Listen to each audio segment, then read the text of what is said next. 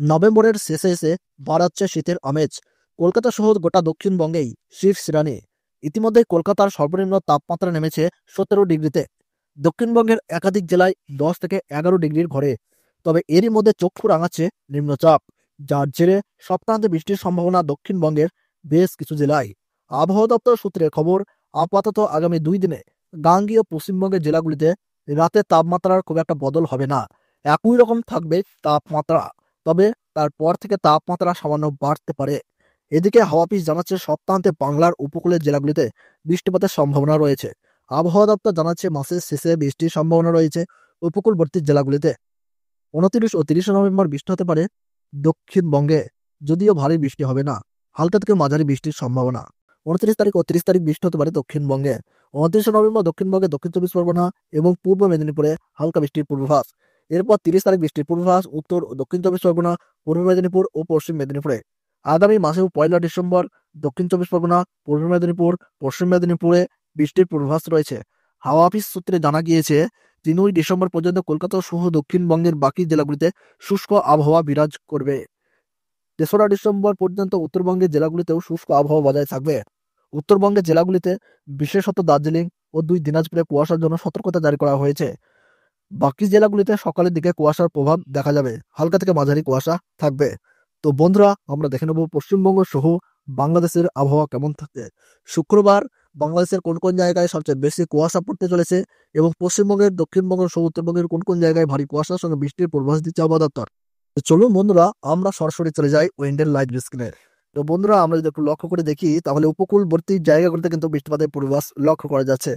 এদিকে দেখতে পাচ্ছি উড়িষ্যার প্রদীপ, ভুবনেশ্বর, সেই সঙ্গে আমরা এখানে দেখতে পাচ্ছি ভদ্রক, বালেশ্বর, জলেশ্বর, বারিপদা, এইসব জায়গাগুলিতে বিক্ষিপ্ত বৃষ্টির পূর্বাভাস লক্ষ্য করা যাচ্ছে।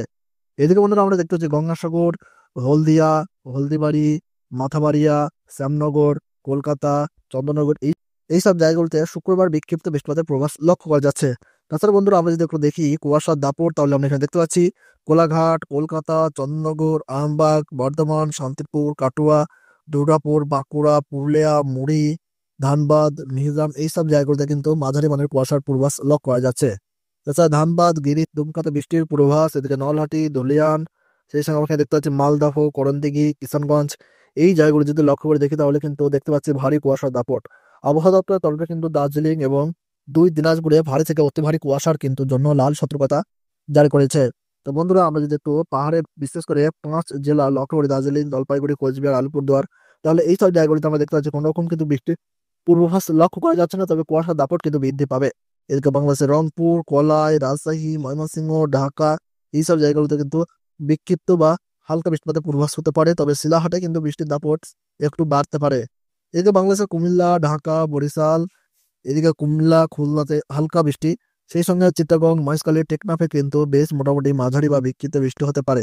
তাছাড়া বন্ধুরা আমরা যদি একটু লক্ষ্য করে দেখি শুক্রবার পশ্চিমবঙ্গ সহ বাংলাদেশের সেই রকম কিন্তু খুব একটা বৃষ্টিপাতের আভাস আমরা পাচ্ছি না, তবে ভারী শীত যদি আমরা দেখি দক্ষিণবঙ্গের কলকাতা, হাওড়া, হুগলি, নদিয়া, মুর্শিদাবাদ, এই জায়গাগুলোতে কিন্তু কুয়াশার দাপট একটু মাঝারি মানের থাকবে।